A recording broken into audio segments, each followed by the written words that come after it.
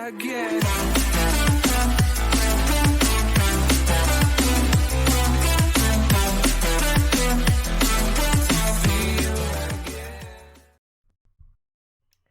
Welcome back to the Reverbium podcast. I'm your host, Jimmy. And I'm Sean. Yes, we've done this one time Welcome before. to episode 47 of the Reverbium podcast. Or 47.5 if you're us, because we've done this part before. But no, we haven't. We do everything in one take. Yes, no mistakes. Everything in one no take. Mistakes. Yes, definitely. This week is the Euros semi-finals, or was the Euros semi-finals, I should say. So obviously we're back again for another installment of the beautiful 4-week-long Euros topic that we're really focusing on. But and we're milking. We're very much milking. But we will also be talking about a little bit of Nintendo news. So stay tuned, and we'll leave that till the end as well. Next week will obviously be the final of the Euros, so we will be talking about that. But it will also be the finale of Loki season 1, or just, I don't know if they're going to do another season. So we will also be focusing on that as well. But how to kick this off, we'll start it off with some movie and television news. Sean, I hear you've got some new news on the we finally, after so many years it seems, got the release of Black Widow. It's eventually out after delay. We have not seen it yet, so there will not be any spoilers here. No, so thankfully we don't know, so we can't tell you, but we can tell you what the reviewers think. And a bit of a mixed bag by the looks of it. We have 81% by Rotten Tomatoes, 6.7 out of 10 from IMDb, 4 out of 5 from Common Sense Media, and a rating of 67 from Metacritic. So, bit of a mix. Kind of what I expected. It's audience typical. is 4.7, so audience seems to enjoy it. They're probably just relieved that it's finally, out of 5. On what? So they're probably... because there's like an audience score on different sites. I don't know. Metacritic has its own audience score usually. Yeah, I don't know exactly where this is. Is it just the Google? I apologise. Okay. Yeah, Google reviews. Okay. Gotta love them. Fair enough. Anything else? I was just checking. Okay, there isn't an audience score on Rotten Tomatoes yet. This is just on the tomato meter of 81%. I just wanted to check that. So there is no audience scores for that yet. But yeah, so can't really tell from that if we should just people go and watch it or not. It's always without seeing it ourselves. Well, hopefully we'll be seeing it this weekend. But, yeah, but it does. And if we do, we'll talk about it. The audience ones, you can see that maybe it is worth taking a look at. But again, it might just be because people are relieved that it's finally out. Anything else, or should I move on? Crack on, mate. Crack on. Keep the ball rolling. Well, we have a little thing called The Last of Us, a gaming series. You may have heard of it. Pretty big on PlayStation. No, I don't think I've ever heard of it. I've never heard it's really under the radar game. I think never won Game of the Year or anything like that. No. It hasn't. Trash. The second game does not have the most awards for a game ever. Did not reach the heights of Bugsnax, so wouldn't know it. Nothing ever will, Sean. Nothing ever will. To be fair, I never finished Bugsnax, but disgraceful. Did you finish it? I've never started it. Oh, I was about to say. I've betrayed the Bugsnax. I haven't actually played it. I apologise to developers of Bugsnax. But it's not all that bad. For hyping you up. It really isn't all that bad. It probably gets better as well, but I never had the need to get back to it. But anyway, The Last of Us. It's getting a TV show on HBO. We all know about this, starring Pedro Pascal, obviously from The Mandalorian, Game of Thrones, and also Bella Ramsey, who was also in Game of Thrones 2. Oh, remember that this time, have you? Yeah. we haven't done this before. You killed me now. It's going to begin production in Alberta, Canada, like this week, I think. And the first season will consist of 10 episodes, which is pretty much the standard for a lot of shows on HBO. So yeah, be excited for that. Hopefully with the caliber of actors involved and with the network, it being HBO, you'd expect it to be a decent show for the most part, but we shall see. Speaking of HBO, they also cancelled Lovecraft County. They opted not to go with a second season for it. Haven't watched the show myself, but I am a fan of Lovecraftian lore, so if it was anything close to that, it's a bit of a shame, and it's a real shame for many fans out there who voiced their opinions online, but it's currently leading to nowhere. Ron Perlman's role in the new Transformers movie has been revealed to be Optimus Primal. This is not the same character as Optimus Prime. It's a like a. So I think he took his name from Prime. I'm not really sure, but a lot of people were complaining online about, oh, why have you changed the actor? Oh, I'm boycotting this movie. Clearly, you don't know about Transformers that much to care as much as you do online. As with a lot of movies, speaking of voice acting roles, the new Netflix series Masters of the Universe Revelation, which many might know for its involvement as He-Man, is the He-Man series. A trailer was released for that, and it featured Mark Hamill voicing the role of Skeletor. So very good casting. Mark Hamill, obviously Luke Skywalker, but voice acting roles he's very well known for the Joker, among many others. So it's always good to have him involved. There is a Fast and Furious spin-off in the works, apparently starring Charlize Theron or Theron. I never get it right, but that is in the works. So we're getting more family, Sean. They're doing it for the family. Oh, even more. Even more. Jesus Christ. Paddington 3, the sequel to the best movie ever, or former best movie ever. Will begin. Forgot that was a thing. Will begin. It will begin shooting in 2022, so stay tuned for that. A special on Disney Plus was released for The Simpsons. It's only a 6-minute long episode, but it's a crossover with Loki. It's kind of funny, nothing crazy, but it's a good watch. It doesn't take that long out of your day. Go watch it. And also, speaking of Disney Plus, Marvel's What If received another trailer which revealed the debut date for the streaming service, which will be August 11th. So write that in your calendars if you're excited for the show. And one last thing, the former Superman director, the Goonies director, he's done a whole load of things, but Richard Donner has sadly passed away at the age of 91. A real shame. He really brought Superman to life in the early days, back when superhero movies weren't all that popular. So, you know, he's had such an impact on the movie industry, and he will be very well missed by many. But that is all for our movie and television. I have a little bit of wrestling news, but I guess I'll leave it till sport because Sean moans at me every time. So well, I'm moaning at you still anyway because it's still involved. I don't know why we cover it. So we'll go for gaming. We will go for gaming. Ooh, gaming. You got anything, or is it all me? Only about the big Nintendo news. So whether we want to start off with that, or if we want to. Oh, I think we still should tease some more. We'll tease it. some more. Well, there was some. Okay, Nintendo well, I can say that. Well, we spoke news. about. I was just going to say that we spoke about the PS Plus games last week. They have now been released, obviously. So you can pick those up. I believe was it a Plague's Tale, 2K Battlegrounds for and WWE Black Ops 4. And Black Ops 4, yes. So they're now available. Yeah. Like we were saying, there is some Nintendo Switch news. Well, we've added an extra word there, but we'll talk about it at the end of the video, just before the Euros, I think. Or should we? No, before. We'll do it before the Euros. The Euros is better clickbait title, which we've been doing for weeks. But gaming news. What do I have?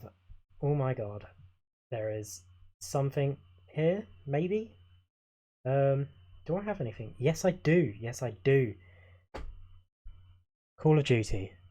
New zombies map, Mao de Toten. We talked about it before when the season update came out.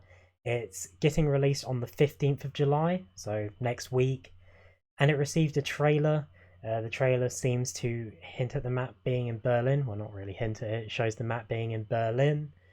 It looks pretty good. Trains are somehow involved, and it hinted at the return of Richthofen, you may know from previous zombies modes.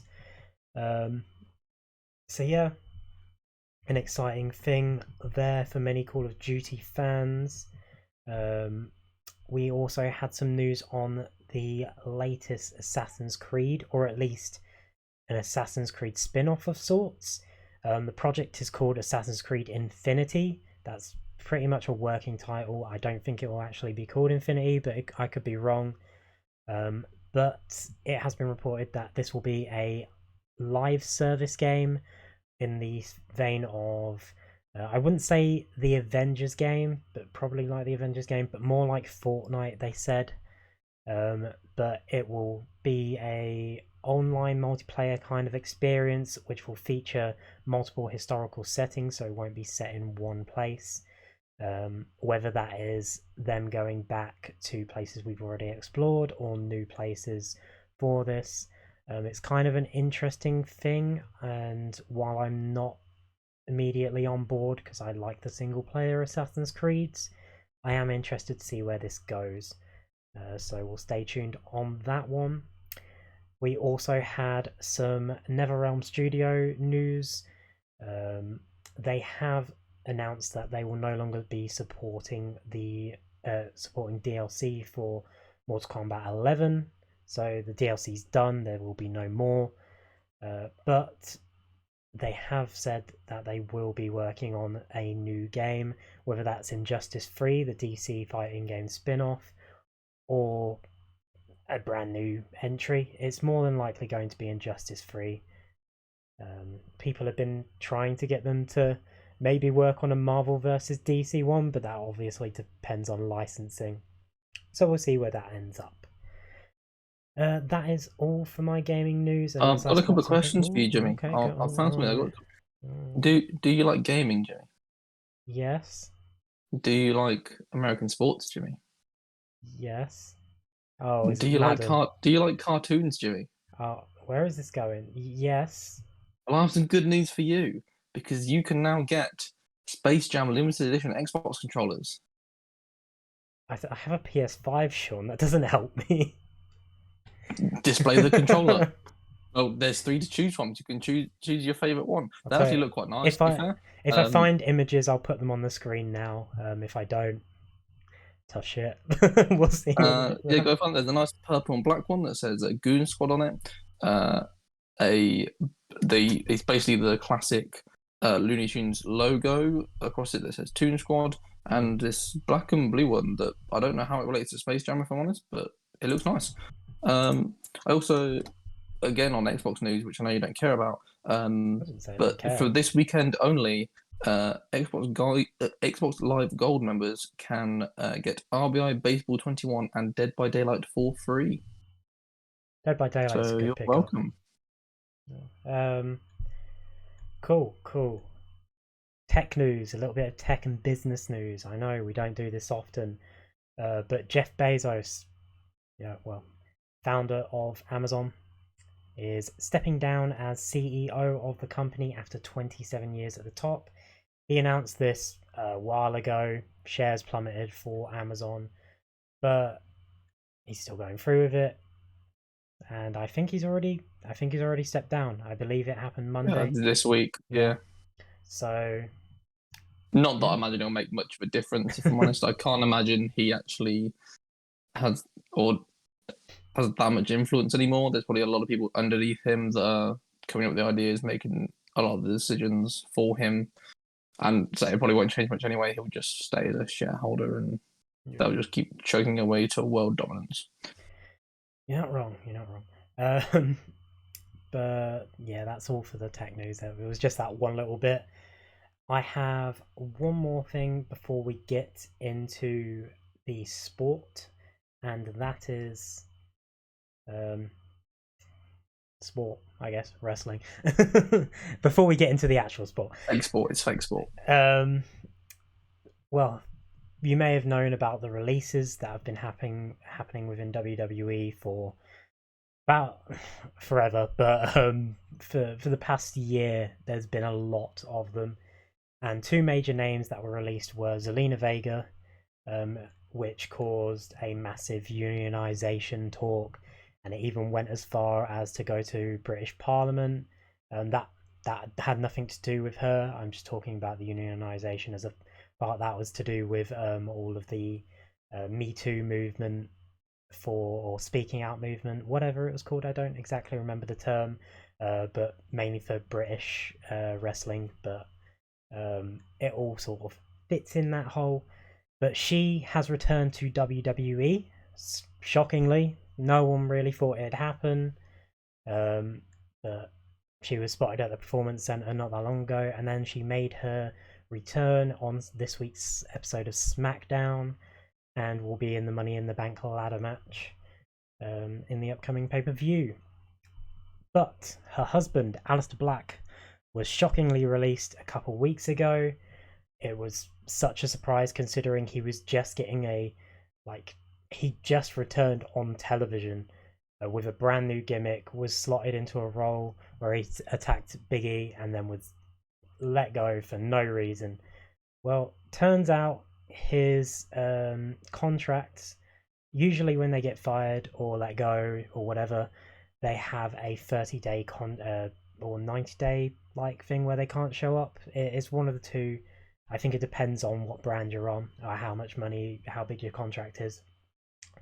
But Aleister Black apparently didn't have that. Apparently, he there might have been an error or something, but it allowed him to get out of that. And he turned up on last night's AEW special, the Road Rager Dynamite episode, which was the first episode on the road since COVID hit for AEW Dynamite. He showed up, attacked Arn Anderson and Cody Rhodes. Was a big shock. It's good to see him back on TV. And yeah, that's all for our wrestling news. Now sport, Sean. How about we go for sport, and how about we kick it Let's off go with for some some Formula sport. One? Yeah, we some sad news from Formula One for some Formula One fans this week is that once again there will be no Australian Grand Prix. Obviously, that was the first race to go last year due to COVID, as it got cancelled about an hour before first practice. At least this time we've had a few months before it's being cancelled. It was due to be the opening race as per usual. That was then put back to November, hoping that things would be eased off by then. But Australia are looking to keep their travel restrictions to the end of the year, which means that once again we won't see the Australian Grand Prix. The organisers of F1 have come out and said they still plan to have a 23 race season with a different race coming in to replace Australia. What that will be at the moment, we don't know. They haven't said, but I have said there are plenty of options they can use. There is obviously a chance that we could go back to Bahrain and use the outer track again. People were talking about various European tracks, but that's not very likely just because that later stage in the season they are in the Middle East, so it's not likely they'll then jump back to Europe, and also it's fucking freezing in a lot of Europe in November, so would not be great conditions for Formula One cars to race in. There's a reason they do the European ones in the summer, so we have to wait for that to see where it'll be. And yeah, so we have at the moment one less race on the card, but I imagine it will be filled with something as organisers of Formula One want their money from a different track. Fair enough. Anything else on your end? It was a little switch to cricket, as there was news this week that the entire England ODI squad would have to self-isolate due to some COVID cases. It was quite a few, I believe, actually. I think it was as many as 7, maybe. But obviously, with being in close contact, the entire squad had to isolate, which meant that had a completely new ODI squad was picked for the upcoming Pakistan games, and they played their first one today, where England absolutely demolished Pakistan, bowled them out for 141 and won by 9 wickets, chasing it down in just under 22 overs. We can move on. Do you want to read out the little bit of football news you've got? Yeah, just this week it was announced that Patrick Vieira would take over as Crystal Palace manager. They were hunting for a replacement to Roy Hodgson left at the end of the season, so he'll be taking up, I believe it's his first English managerial job. I can't remember where. I know he was assistant manager at City for a little while, I think. Yeah. I know he quickly checking. He did have other managerial jobs elsewhere. If I could still, it was New York City FC and Nice. He was at previously, and now making his way over to the Premier League for Crystal Palace. Yeah, I know I just went to football, but I found a little bit of news that I forgot to talk about. We had a bit of a run in Wimbledon. You may have seen British tennis player Emma Raducanu, I think her name, Raducanu, I think. God, I can't speak. She had to retire from a fourth round match due to what's suspected to be a panic attack that she suffered. She's quite young. She's 18, I believe. So apparently the occasion may have caught up to her. She released a statement on Twitter thanking everyone for the support she gained during the tournament. But she was forced to retire because of that. Not from tennis, but from the match itself. A bit of a shame for her, but she has stated that she's now feeling better after the situation occurred. So, yeah, back to football. I think, unless have you got anything else? No, we can move on to football.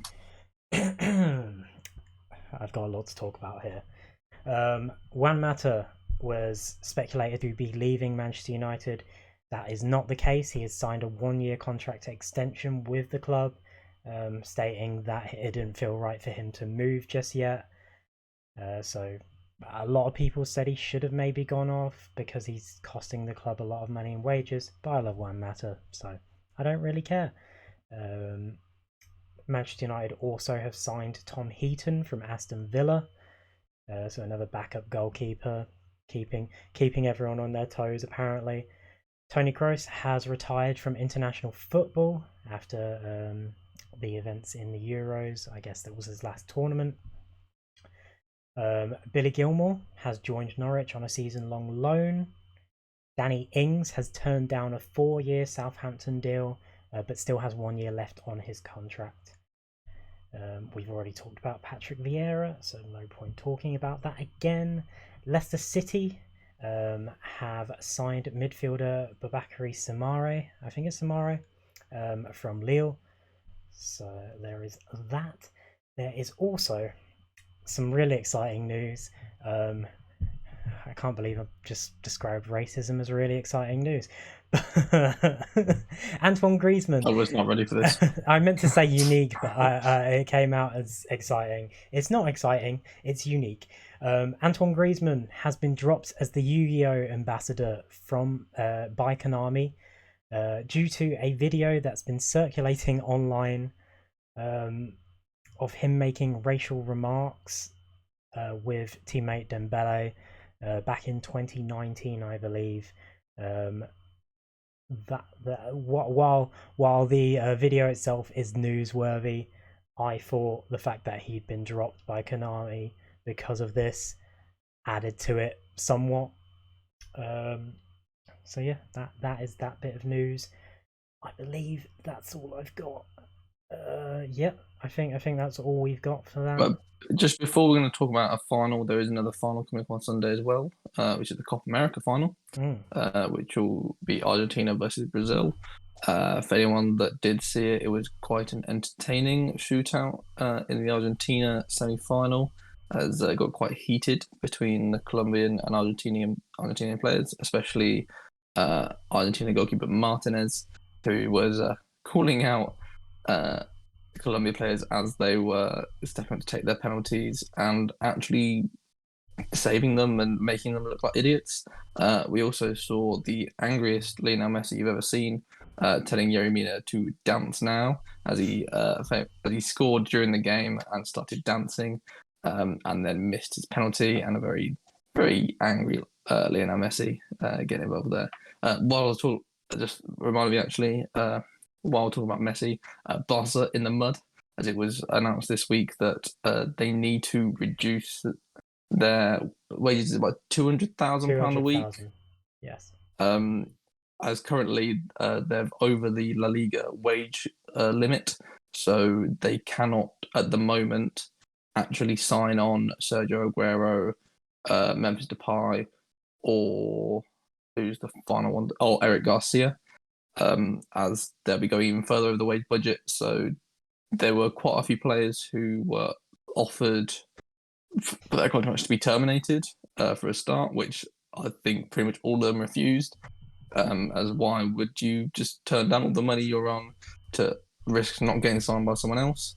They are looking to sell off some players. I know Umtiti's one that they're definitely looking to. Griezmann could be one who's on his way out, as there is interest from other teams. And technically, they cannot re-sign Messi at the moment because his contract was over. He's effectively now left the club and would be coming back in as a new signing.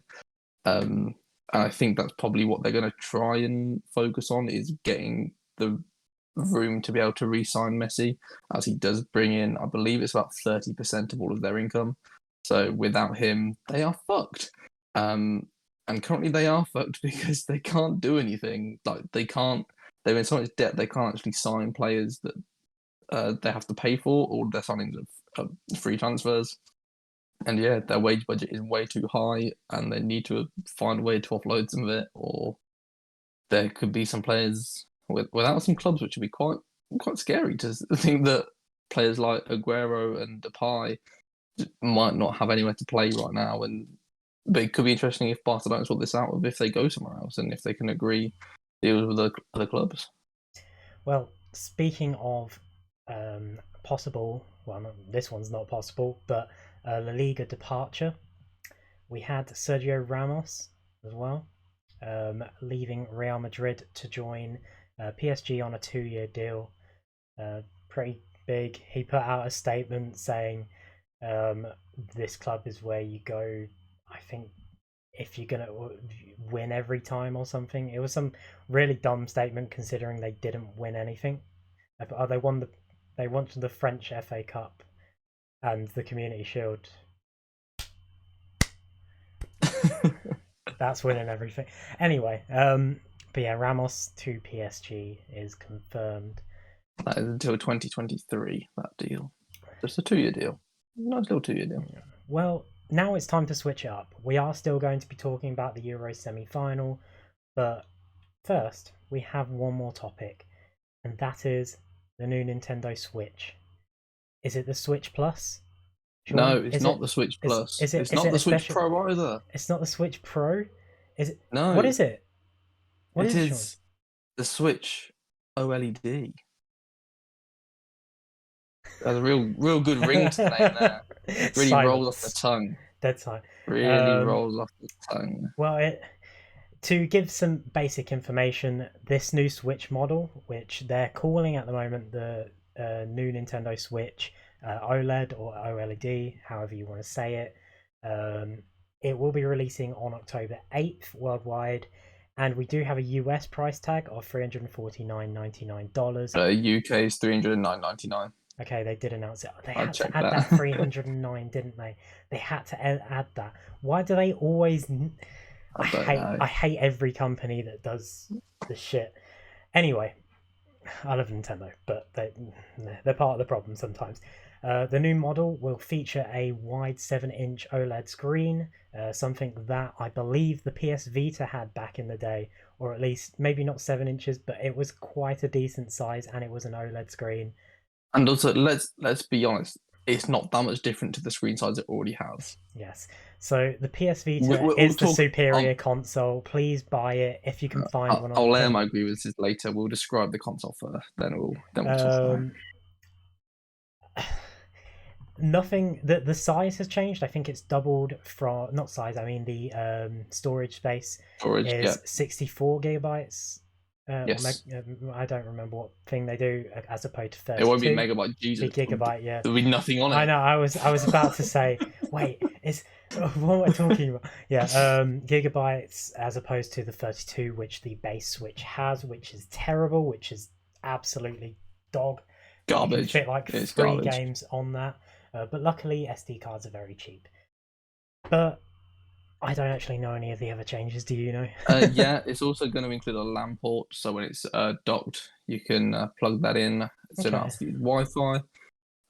Apparently has better speakers for this new audio system that they have into it, and also the stand on the back of it for if you're just using it on tabletop mode instead of being a very thin on one side, very awkward stand that doesn't work a lot of the time because it's too heavy on one side and will fall. It's actually going to cover the entire back of the console now, so it's a bit more stable. And it's also going to be released in a white version as well as the traditional 2 neon colors for the Switch. And I believe that's everything. So So it's not more powerful than the original Switch, which is what everyone is expecting from the Switch Pro. yeah, It's but it's there's still no 4K, which it's yeah, people were it's not expecting to graphically happen. better. The resolution won't be Yeah, better. the battery life isn't better. Um, So I'm gonna propose a question to you, Sean. Is this worth it to someone who already has a Nintendo Switch?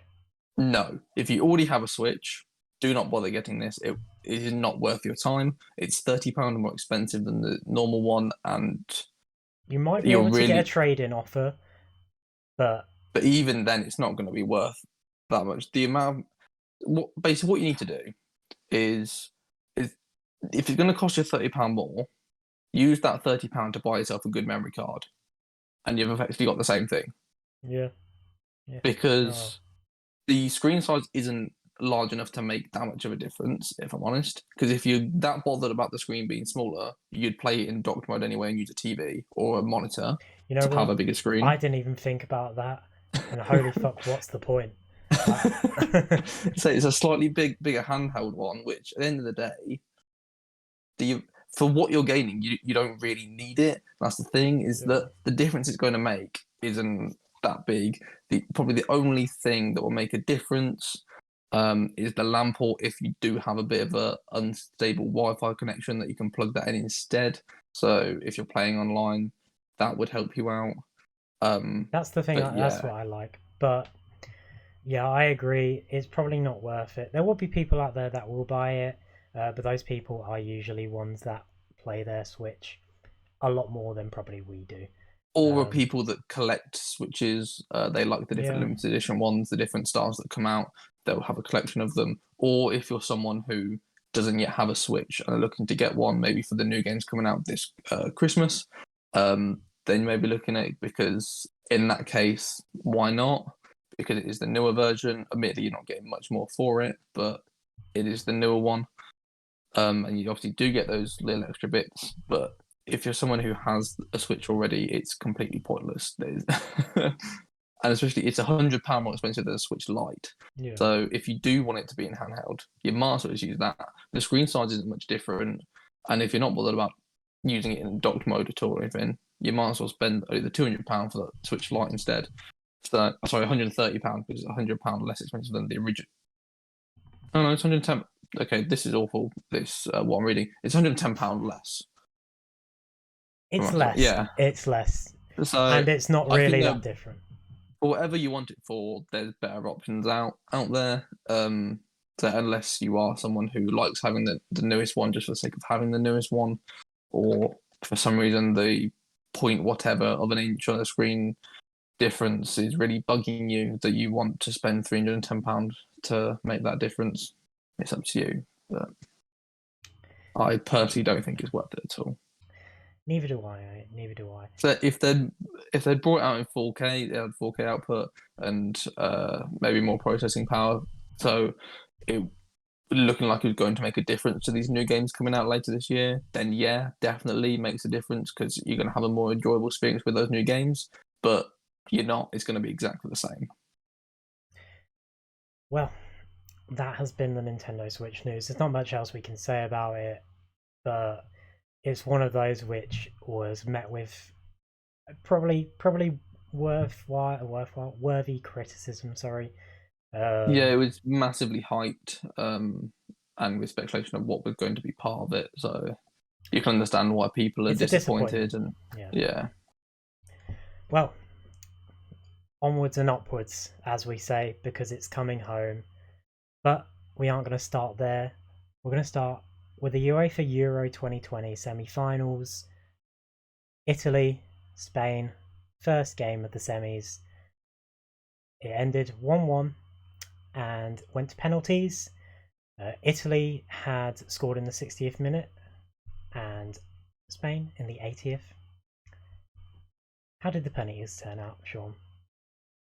well, they weren't great, were they? Let's be No. honest. No. We've seen better Should I should penalties. I should I say who Um, scored? I just said 60 and 8. It was Chiesa and Morata for Italy, Spain, respectively. But penalties, let's go through them. Um, Spain bottled it. We will say that Spain were probably the better team in this game, which was quite a shock considering how well Italy have been and how praised they were. I believe Italy had their first penalty saved, and then kind of went downhill because Spain really just bottled it. They really just bottled it. I don't really know what else to say. yeah, A lot of people have Italy as their favourites, and I mean a lot of Europe probably have Italy as their favourites. We'll talk about a bit of backlash later on, and we'll put our opinions on it. But not all too a surprising result if you don't take the game into account by itself. I'll read through a bit of a few of the stats here because it's insane. Italy had only 7 shots with 4 on target, while Spain had 16 shots with only 5 of those on target. Um, they're a bit more clinical, maybe a different result, but they had Morata playing. So, yeah. Possession wise, Italy were completely dominated. They only had 29% possession, with Spain getting 71%. The passes were also insane 387 passes for Italy, with 908 passes for Spain. Pass accuracy 74%, 88%. Fouls were pretty even. We won't go through the rest, but Spain look to have dominated this game quite a lot, um, but the scoreline clearly doesn't reflect that. It sets up an interesting final, as we'll get on to. Spain simulated a few times in this game. They did have a bit of a roll on the floor a couple times, and if we're going to talk about simulation, we might as well talk about it for both games. Um, but yeah, Italy's going through. There's not much we can talk about here, but we can talk about England quite a lot more because a lot came from that game. Um, England versus Denmark. The first goal came from Damsgaard from a free kick, which I will state right now before we talk about penalties later on. The free kick was so soft that anyone complaining about the penalty being given should also complain about the free kick being given. I'm not having it. I don't think it was a penalty later on, which we'll get to, but also this was the first free kick scored in this competition. yeah, and it was a very good free kick. Although Pickford probably should have done a bit better. Yeah, he should have got his T-Rex arms stretched before this game because it's the first like mistake he's made for England. Really, not that it was much of a mistake.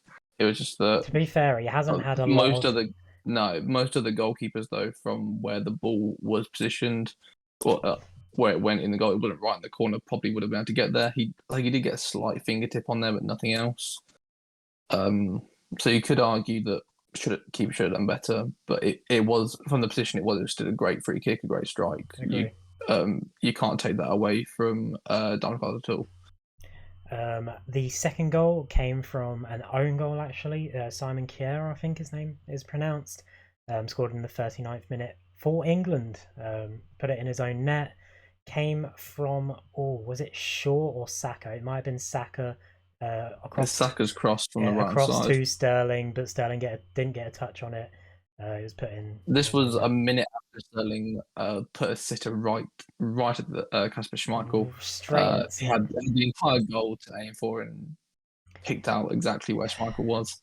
Sterling does disappoint. I will say here as well, a lot of people were saying Sterling was man of the match for them. I massively disagree. I don't think he's clinical enough. I think if you. We had 10. I'll go through the stats later, but England had 10 shots on target in this game, yet we only won 2-1. If and a lot of those came from Sterling. Kane was involved, but he wasn't as involved as he should have been. Um, if any other player, I wouldn't say any other player, but if a player like, I don't know, a Sancho or Rashford or something were given those chances, half of the time they probably would have put it in the back of the net. Maybe Rashford might have bottled that one that Sterling bottled, but I feel that we would be scoring more goals if Southgate wasn't so reliant on Sterling starting games. And I'm not gonna say I'm right and he's wrong, because clearly it's working. Clearly starting Sterling's working. I'm gonna hold my hands up and say no. But if I was in Southgate's position, I wouldn't be starting Sterling every single game. I wouldn't have. I would have taken him off maybe in extra time, because why would you make your star player, if he's your star player, play the full however many minutes? Like, for he didn't do anything in the extra time. He didn't do anything really in the second half either. Well, he did something in extra time, which we'll talk about. During the game, though, Harry Kane did get taken down in the box, which is another point of controversy. It should have been a penalty. I will stay here. This one should have been a penalty. Do I you not don't think? know. I don't know. No, Well, I didn't I'm think going it to put was it from the like start. this: if they gave the free kick and they gave the penalty later on, why was this not a penalty and why was that a penalty? Like it's just a refereeing malarkey. I think the referee was terrible in this game for both sides. Um, Especially the one incident was the Maguire incident where he got booked for jumping for the ball. Yeah, for attempting to head the ball. I he think had he had was every right the. to go for it as well. He didn't swing his elbow into him. He So his just arm jumped was with his up, arm up. but you need to do that to be able to jump. Like, you can't expect people to pencil jump and try and win a header. It's not going to happen. It would have You been can't take jumping and heading out of the game. it would have been a bigger deal if oh, didn't mean to knock that. You got it's not an earthquake. It's just me. Um, if it wasn't the semi-final to final, like if it was earlier stages in the competition, Maguire would have been banned for the next game. He would have been suspended for one game, but luckily this yellow card did nothing, so it wasn't a big deal. But we get to extra time. England were dominating at this point. They were dominating most of the second half as well. Denmark had a good run in the first half. The game was pretty even the first half, but they kind of capitulated towards the end of the game, and then the goal was coming. But Harry Kane, Sterling got brought down in the box. Point of controversy. We'll get to it after we talk about the goal. Um, Harry Kane was to take the penalty kick. Everyone's like, okay, Harry Kane, probably our best penalty taker. Obviously, he's going to score it. He didn't. Schmeichel did have a green laser pointer pointed at his face, but it didn't stop him from saving this penalty. But he couldn't save the follow up, which Kane put in the back of the net. Very great play by Kane. Poor from the Denmark defenders to not have supported their goalkeeper soon enough. They just kind of let Kane go for it. But elation for England fans like ourselves. This gave England the win, and we are now in the first ever Euros finals that we've ever been in, and the first final since 1966, the 1966 World Cup, which is incredible for England. And I have to say, do you think the England team deserve it? Before we talk about the penalty incident, before we talk about the crowd and everything, do you think England as a team deserve it? Yes. I think they've played incredibly well. I will like to hold my hands up and say I apologise to Gareth Southgate because there are many times in previous games where I completely disagreed with what he's done, the teams he started, the subs he's made or didn't make. But hands up, he's got the job done. Like obviously, it was close in the semi-final, going to extra time. But yeah, he's done it. He's done a fantastic job, and you can't argue with what he's done. And I think the team has played really well. I think it shows. Well, it definitely says a lot that like we're not. Whether I think it says a lot that there's a discussion that can be had over who plays in this final, over who starts. Because I think the two midfielders, Rice and Phillips, especially Phillips, have been outstanding in how they've played, and the fact that they are keeping a Premier League and Champions League winning captain out of this team says a lot about how well they've played. I think I would have liked to have seen a bit more rotation up front with some players, just to basically see who would give up our best opportunity. But we didn't get that. And to for them who have played, have done the job really well, and obviously got the results to where we are. And I genuinely think we have a great chance of actually winning the final. It'll be tough. Italy are a great team, but I think it might actually be a bit easier for us to play a team like Italy because we know what to expect against them. We know how they're going to set up. That they do the same every game. Whereas if Spain were to win, they've been a bit more inconsistent in this tournament. So I don't think we'd be as certain as to what we're going to get out of them. Whereas at least I think we can plan a bit more for this. But I think the players have done really well. They've been amazing, and you can't fault them at all. Yeah, I totally agree. I won't go into as much detail because you pretty much said everything we need to say. But England as a team, I think they thoroughly deserved it. Um, and we'll get straight into the controversy here. There were multiple England fans, or a minority of England fans, I should say, booed the Denmark national anthem, which was such a shame considering um, all of the stuff like Christian Eriksen, all the stuff before the game with all the players clapping and all the nice things England team have done. They signed a England shirt with Eriksen's name on it and gave it to the Denmark team. Mason Mount after the game gave his shirt away as well, which was very nice. Um, the team were like applauding fans, doing everything. The team themselves were really nice, but there's always that minority, and I think it's because it's England. People have really amplified it.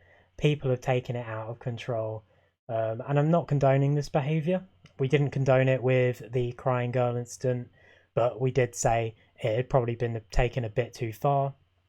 But again, same thing. Um, if you're gonna do anything, I it's a bit ridiculous. The laser pointer was a joke, and whoever did that should be banned for life. I 100% agree with that. Um, that should never happen. The booing again, disrespectful, shouldn't have happened. But we're saying it like other teams haven't done it. Didn't Italy do it against Spain? I don't know, if I'm I'm honest. pretty sure Italy did it against Spain. Could be wrong. I don't want to try and throw other teams in the mix. But this isn't just an England thing. And while it did happen in this game, this isn't something that just happens in England. They don't boo every team. It's I don't really understand why they did it, but they did.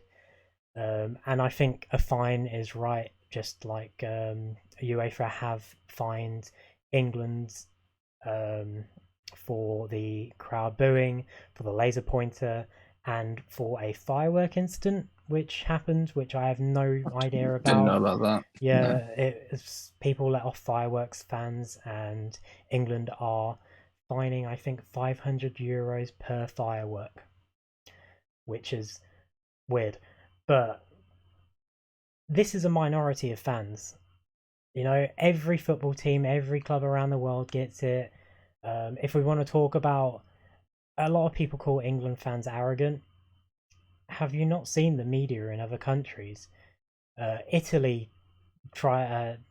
their media is ridiculous. France tore into Switzerland before getting pummeled. Well, not pummeled, but getting beaten by them on penalties.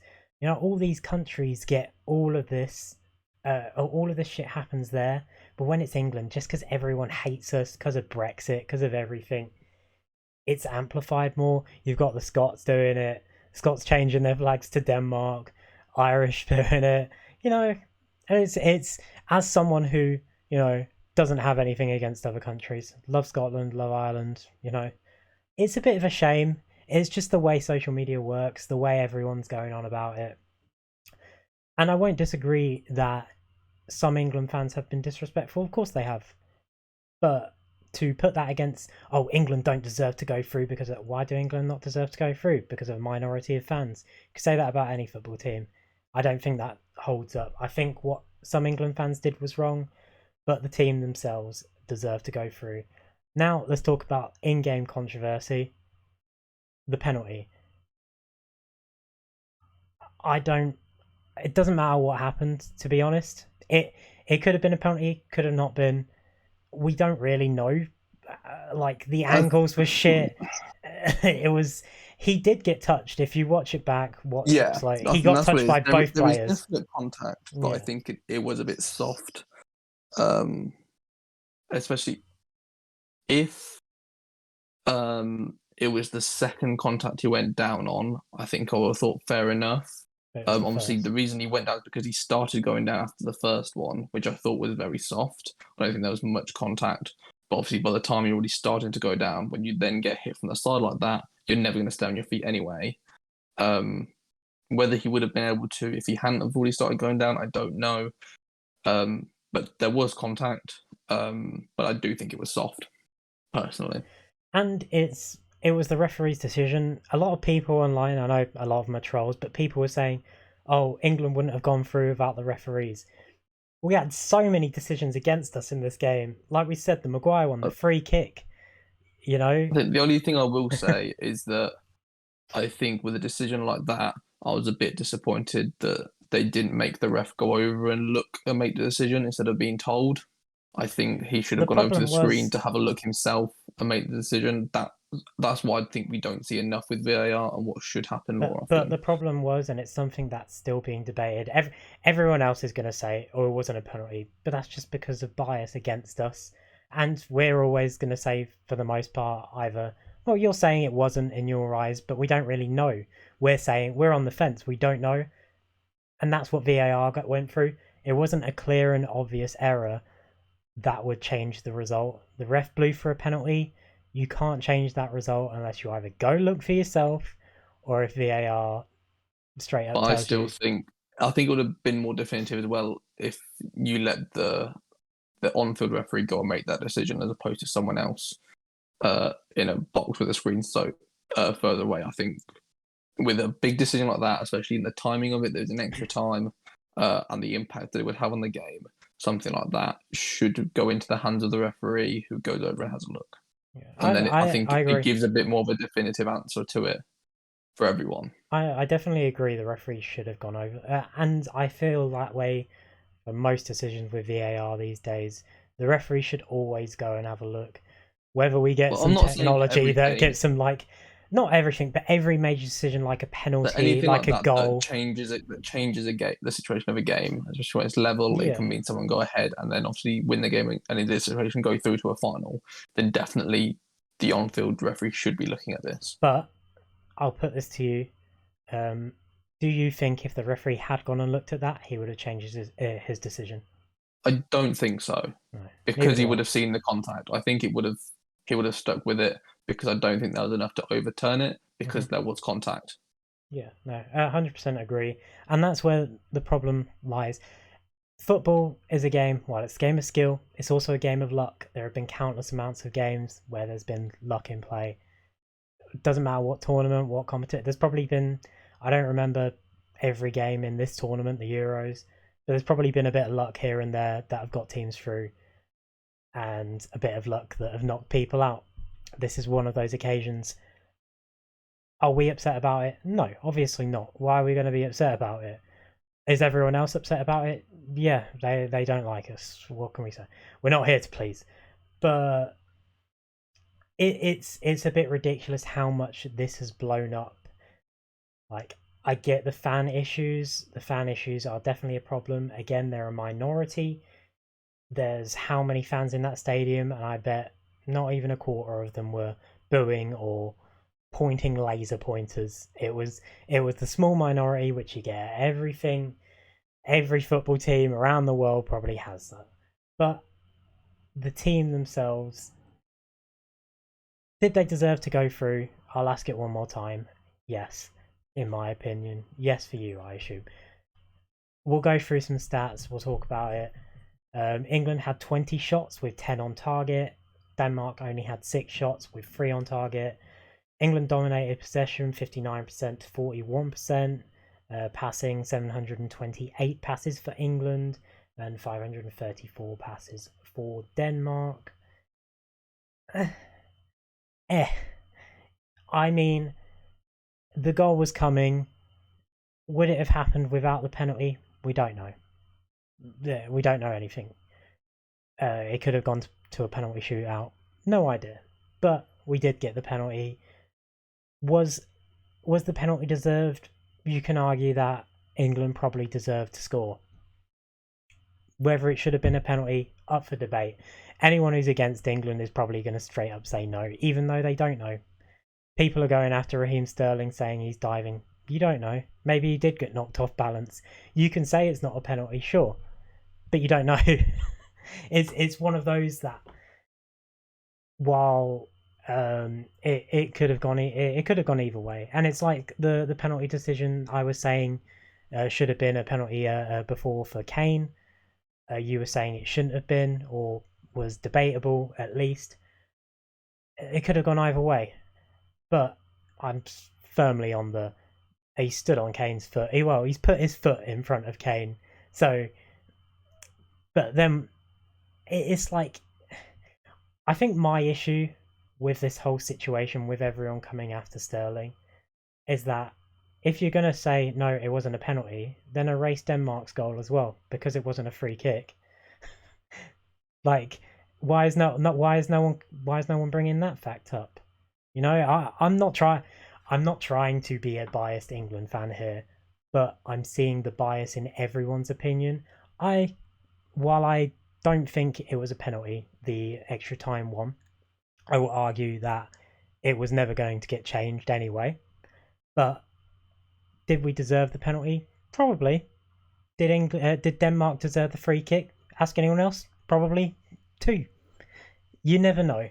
It's just the way football works. Everyone gets a little bit of luck. Denmark had a bit of luck with their free kick. They had a bit of luck that it went in the goal in the first place anyway.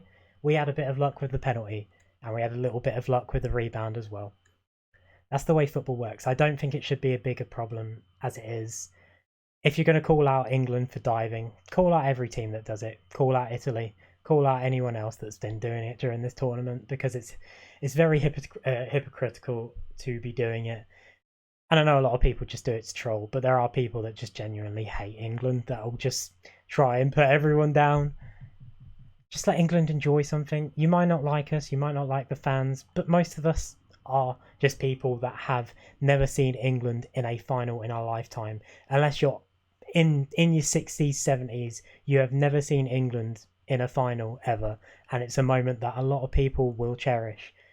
No matter how we got there, the team were very respectful towards Denmark. Most of the fans were very respectful towards them.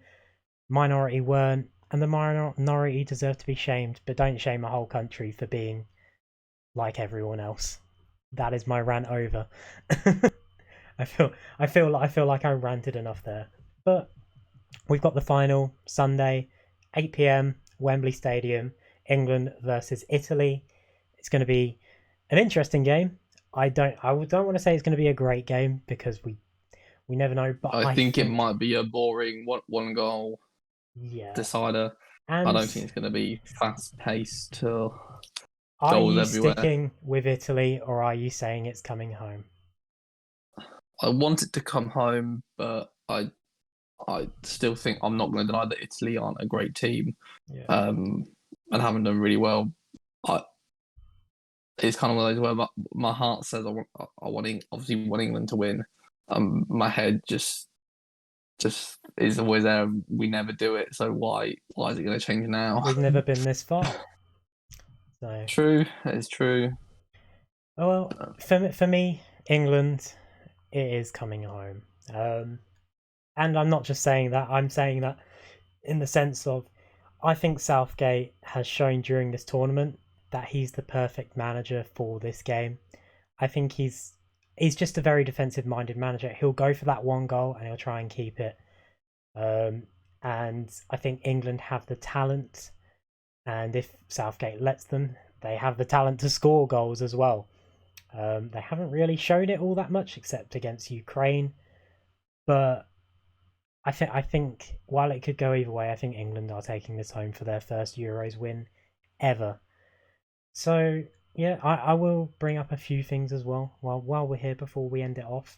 A lot of people don't know what It's Coming Home is about. We get a lot of Americans who are very confused about what it's about. Should we explain it, Sean? Should we give Uh, the context? Because I feel all it is, it's it's not just a that song. difficult to be honest. It's just a It's just song. a song.